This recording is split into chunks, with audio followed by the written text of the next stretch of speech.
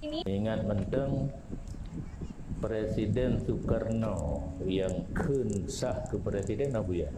Yang seluruh ulama di Indonesia mendapat hanya cok keputusan Abu Ya, cok keputusan sah. Maka hari memberontak.